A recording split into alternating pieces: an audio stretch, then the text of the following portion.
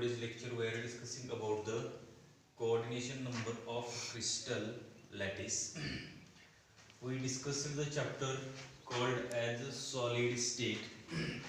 In this solid state we are discussed about the classification of solid, classification of crystalline solid. After that, unit cell, classification of unit cell, and last one is the number of atoms present in unit cell. In this lecture we discussed about the coordination number. Firstly we see that what is the meaning of the coordination number. See the definition. A number of particles surrounded a single particle in a crystal lattice is called as coordination number. काय meaning होते बघा coordination numberचा? कुठलाही एक particle घ्या की जो central असेल. बघा एक्झाम्पल मी काय सांगतो, एक एक्झाम्पल घ्या आपल्या अंडरस्टँडिंगसाठी. एक पार्टिकल घ्या की जो कुठं असेल, सेंट्रल असेल.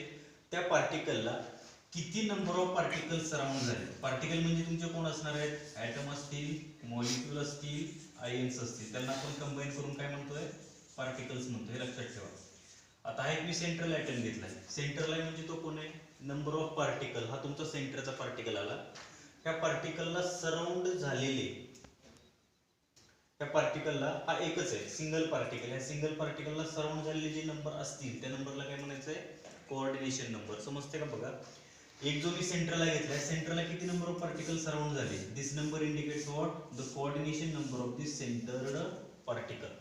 ह्या सेंटरच्या पार्टिकलला सराउंड झालेले जेवढे पार्टिकल असतील ते पार्टिकल त्याचा काय सांगताय, कोऑर्डिनेशन नंबर. म्हणून आपण डेफिनेशन मध्ये काय सांगतोय, ए नंबर ऑफ पार्टिकल्स, हा number, this number of particles, हे झाले तुमचे number of particles which are surrounded a single particle. या सिंगल पार्टिकलला सराउंड झालेले पार्टिकल्सचे number.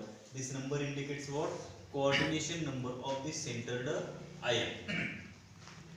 See the example. First one is the example of sodium chloride and second is the example of cesium fluoride. Sodium chloride and cesium chloride, these are the two examples which shows the coordination number of particular ions which are present in sodium chloride and cesium chloride. Sodium chloride आणि cesium chloride मध्ये जे ions present असतील त्या आयन्सला, आता सोडियमला कोण surround होणार आहे बघा, क्लोरीन सराउंड होणार आहे. क्लोरीनला कोण सराउंड होणार आहे, सोडियम क्लोराइड सराउंड होणार आहे. सीजियम मध्ये कोण होणार, सीजियम हा तुमचा सेंट्रल येणार, त्याला क्लोरीन सराउंड होणार. क्लोरीन हा सेंट्रल येणार, त्याला सीजियम सराउंड होणार. कारण आयन्स मध्ये आपली अरेंजमेंट आपल्याला माहिती आहे, पॉझिटिव्हला निगेटिव्हली चार्ज सराउंड झालेले असतात आणि निगेटिव्हला पॉझिटिव्हली चार्ज सराउंड झालेले असतात. आता तुमचा सोडियम कसा आहे, sodium is the positively charge and chlorine is negatively charge. आता सोडियम क्लोराइडच्या बाबतीमध्ये कोऑर्डिनेशन नंबर काय असेल बघा. हा मी सेंट्रल घेतला कोण, sodium ion. This sodium ion is surrounded bye how many number of Cl minus ion. This sodium ion is surrounded bye 6 number of Cl minus ion. हा तुमचा सोडियम आहे. त्या सोडियमला किती Cl आयन सराउंड झालेले असणार आहेत, 6 Cl आयन सराउंड झालेले असणार आहेत. म्हणजे काय, this sodium chloride shows, this sodium shows the coordination number is what, 6. बघा तुमच्या लक्षात येते का, डेफिनेशन इथे रिपीट होते का बघा. असा पार्टिकल, आता हा मी सेंटरचा घेतला, हा तुमचा कोण, त्याला सराउंड झाले बघा. A number of particle surrounded a single particle. ह्या सिंगल पार्टिकलला सराउंड झालेले पार्टिकलचे number. This number indicates what, coordination number of this centred particle or centred atom. बघा मग हा सोडियम घेतला, त्या सोडियमला सराउंड कोण झालंय, क्लोरीन सराउंड झाले. किती सोडियमला किती क्लोरीन सराउंड झाले, सोडियमला 6 number of chlorine atom surround झाले. म्हणून त्या सोडियमचा किंवा सोडियम क्लोराइडचा कोऑर्डिनेशन नंबर किती यायला पाहिजे, 6 यायला पाहिजे. सेम हे स्ट्रक्चर कुठे रिपीट होईल बघा. हा Cl मायनस घेतला किंवा क्लोरीन आयन घेतला, त्याच्या शेजारी कोण, हा Na+, this one is also Na+, this one is also what, Na+, this one is also Na+, Na+ and Na+.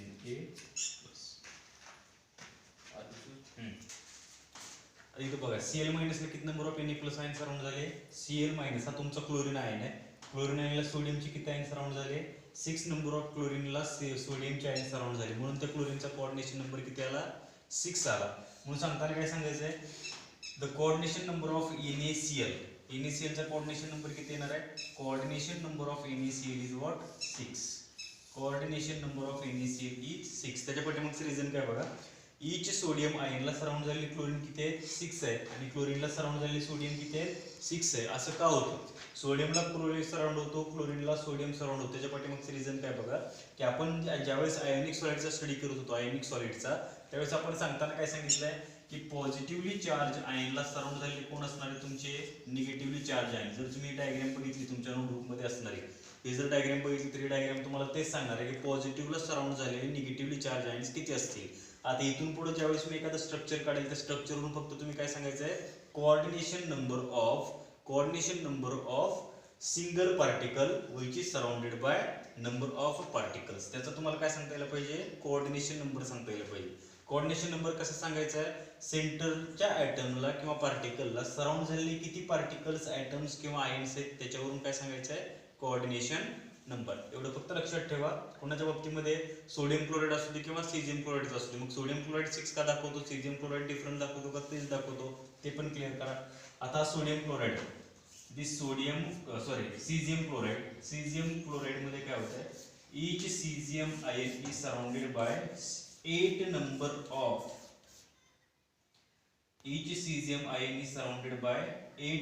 Of Cl minus ion.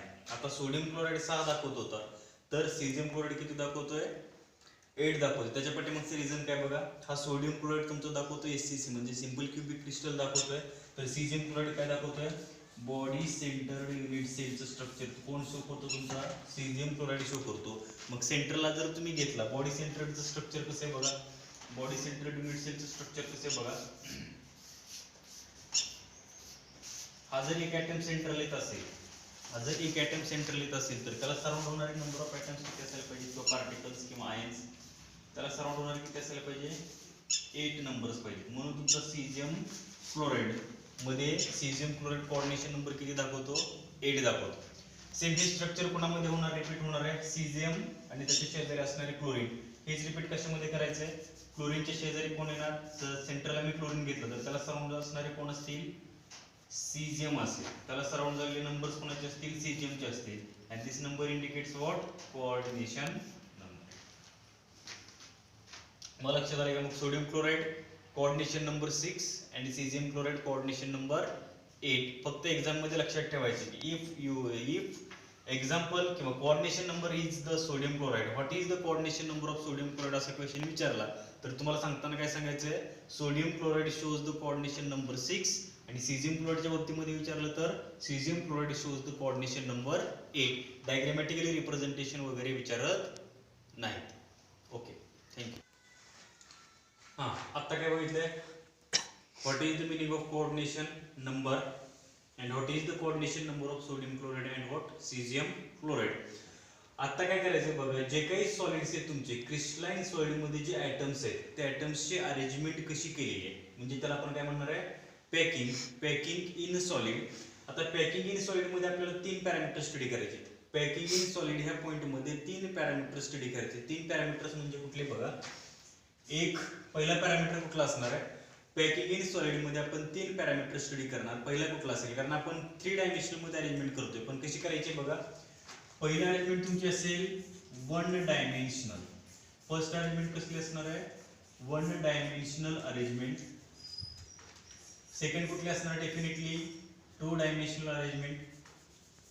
Packing in solid मध्ये arrangement कशी करायची बघा. जे काही अरेंजमेंट तुमची केली, कोणाची अरेंजमेंट केलेली असणार आहे? तुमच्या ॲटमची अरेंजमेंटच फक्त करणार आहे का नाही, पर्टिक्युलरली त्या ॲटमने किंवा त्या पार्टिकलने त्या युनिट सेलचा किती एरिया ऑक्युपाय केला, किती स्पेस ऑक्युपाय केला, म्हणजे आपल्याला त्याचे काय काढायचे? पॅकिंग फ्रॅक्शन काढायचं. बघा समजून घ्या बरं का. पॅकिंग कोणाचा स्टडी करायचा आहे? सॉलिडचा. सॉलिडमध्ये कोण आहे? तुमचे पार्टिकल्स आहेत. ते पार्टिकल्सनी सॉलिडमध्ये किती स्पेस ऑक्युपाय केलेला आहे. आता हा क्लासरूम आहे, त्या क्लासरूम मध्ये फक्त आपण मुलं बेंचवरती आणून बसवतो. जर मुलं कुठं बसले हे जर विचारलं तर आपण काय सांगणार? सर सगळे मुलं बेंचवरती बसलेत. आता क्लासमध्ये जर कुठंच जागा नसेल तर मुलं कुठं बसलेली असणार? तुमची जिथे एम्प्टी स्पेस दिसते म्हणजे मोकळी जागा दिसते त्या जागेवरती पण मुलं बसलेली असणार. ती स्पेस ऑक्युपाय केलेली कॅल्क्युलेट करणं, ते मुलांनी बसलेली स्पेस ऑक्युपाय केलेली कॅल्क्युलेट करणं म्हणजे काय म्हणायचं आहे? पॅकिंग फ्रॅक्शन म्हणायचं. आपल्याकडे मुलं आहेत का? नाही. आपल्याकडे कोण आहेत? पार्टिकल्स आहेत, त्या पार्टिकल्सने ऑक्युपाय केलेली स्पेस कशामध्ये, तुमच्या युनिट सेलमध्ये, ते काढणं म्हणजे त्या युनिट सेलची काय काढणं, पॅकिंग फ्रॅक्शन काढणं. बघा समजते का definition. The total space occupied by constituent particles in unit cell is called as packing fraction. तुमच्या युनिट सेल मध्ये जे पार्टिकल्स आहेत त्या पार्टिकल्सने किती स्पेस ऑक्युपाय केलेला आहे ते काढणं म्हणजे त्याचे पॅकिंग फ्रॅक्शन काढणं. समजते का बघा. आता पॅकिंग फ्रॅक्शन आपल्याला कोणाकोणाचं काढायचं आहे. जर मी सॉलिडला वन डायमेन्शनल मध्ये अरेंजमेंट केलं, कशी असते वन डायमेन्शनल अरेंजमेंट तुम्हाला माहित नाही, मला माहित नाही, कारण तो पॉईंट आपल्याला आणखी स्टडी करायचा आहे. Second two dimensional arrangement and third काय असणार, थ्री डायमेन्शनल अरेंजमेंट. बघा समजते का. पॅकिंग कशा कशामध्ये असणार, वन डायमेन्शनल, टू डायमेन्शनल आणि थ्री डायमेन्शनल. याच्यावरती एक्झाम मध्ये क्वेश्चन विचारतात बरं का. पॅकिंग वरती एक्झाम मध्ये क्वेश्चन विचारतात. आता हे one dimensional, two dimensional, three dimensional एकदम सिंपल आहे, फक्त तुम्ही समजून घ्या त्याच्यामध्ये पर्टिक्युलरली कुठले पॉईंट्स एक्सप्लेन करायचे. आता वन डायमेन्शनल, टू डायमेन्शनल आणि थ्री डायमेन्शनल तिघांचा स्टडी करण्याच्या अगोदर मी तुम्हाला सांगतो त्याच्यामध्ये कुठले पॉईंट्स आपल्याला एक्सप्लेन करायचे. फक्त आता तुम्ही समजून घ्या what is the meaning of packing fraction.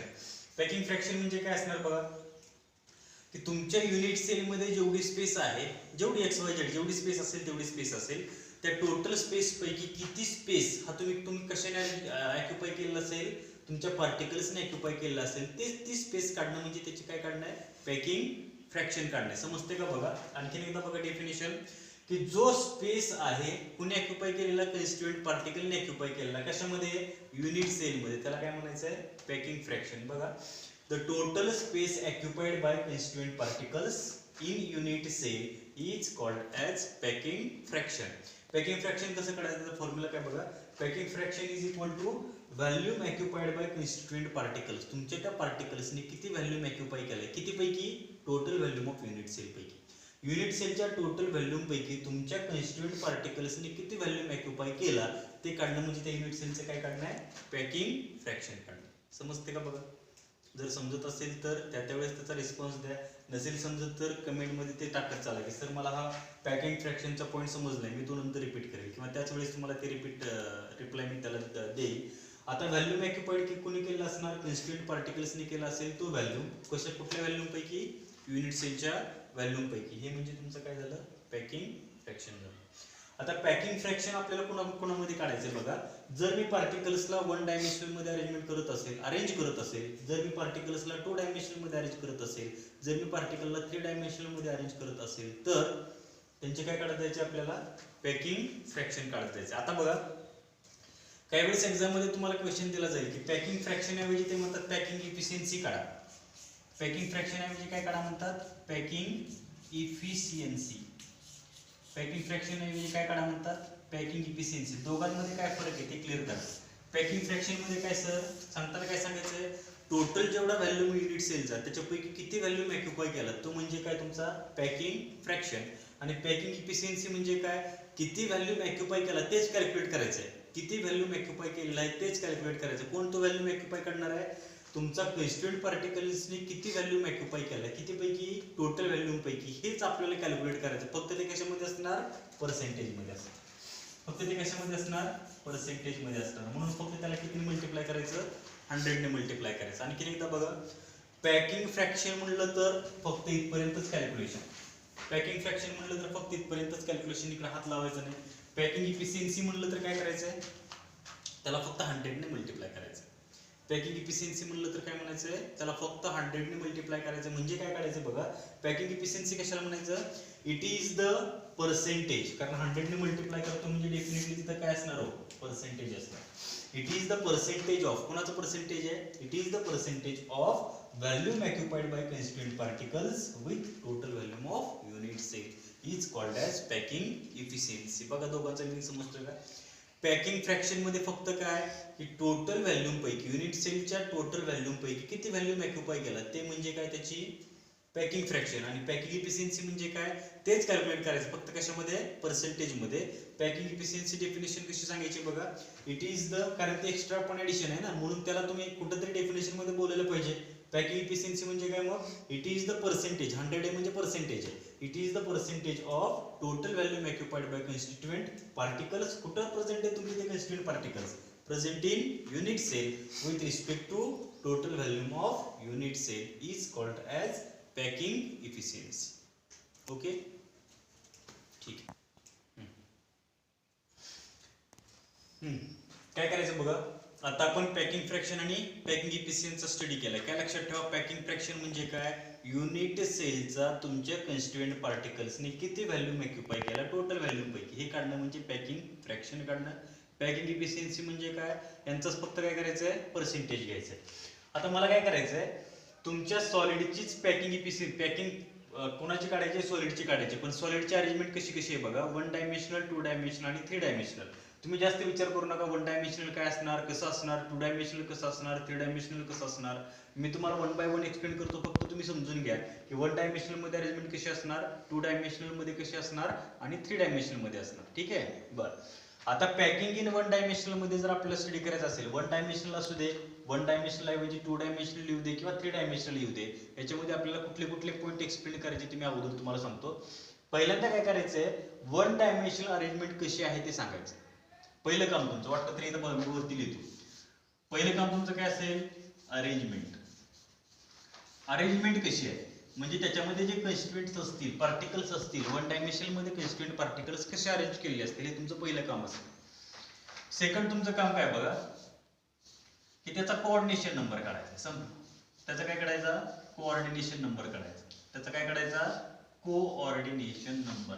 एवढंच फक्त तुम्हाला काय करायचंय, 1 डायमेन्शनल, 2 डायमेन्शनल आणि 3 डायमेन्शनल मध्ये सांगायचं. आता पॅकिंग इन 1 डायमेन्शनल मध्ये काय असेल बघा, अरेंजमेंट कशी ते मी तुम्हाला सांगतो, नंतर त्याचा कोऑर्डिनेशन नंबर सांगतो. तेवढं झालं की हा 1 डायमेन्शनलचा विषय संपतोय. पॅकिंग इन 1 डायमेन्शनलचा विषय संपतोय. काय असणार आहे बघा, 1 डायमेन्शनल म्हणजे काय, एक स्ट्रेट लाईन मला दिसणार आहे. ऍटमची मला काय दिसणार, एक स्ट्रेट लाईन दिसणार.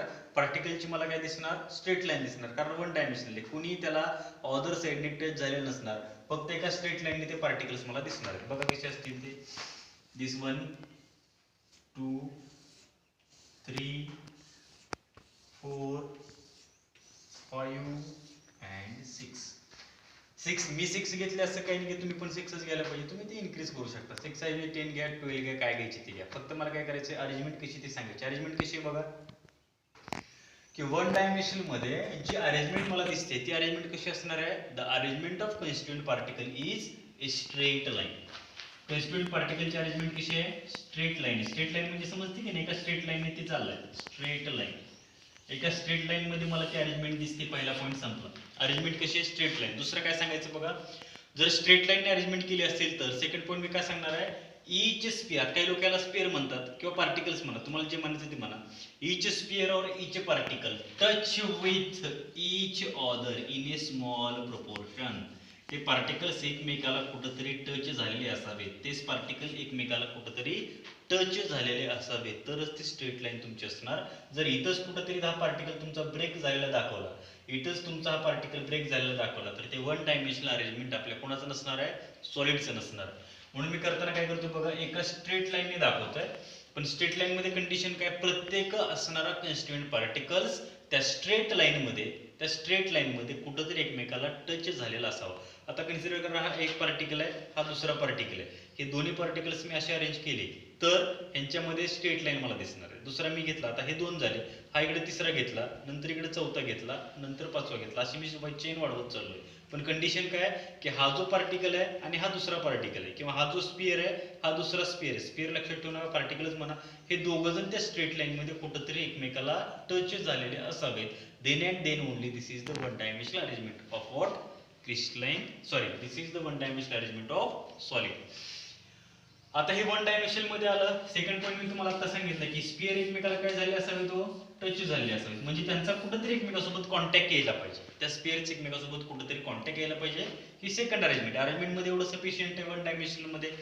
जर एवढं लक्षात आलं असेल तर नेक्स्ट तुमचं काम असेल कॅल्क्युलेट व्हॉट, कोऑर्डिनेशन नंबर. नंतर काय करा, कोऑर्डिनेशन नंबर कॅल्क्युलेट करा. कुठला नंबर कॅल्क्युलेट करा, कोऑर्डिनेशन नंबर कॅल्क्युलेट करा. कसं करायचं बघा कोऑर्डिनेशन नंबर कॅल्क्युलेट. आता स्ट्रेट लाईन असेल तर कोऑर्डिनेशन नंबर कॅल्क्युलेट करत असताना सगळ्यात महत्त्वाची कंडिशन काय, to calculate the coordination number of solid in a 1 dimensional. Condition काय, this sphere and this sphere does not consider to calculate the coordination number. What is the reason?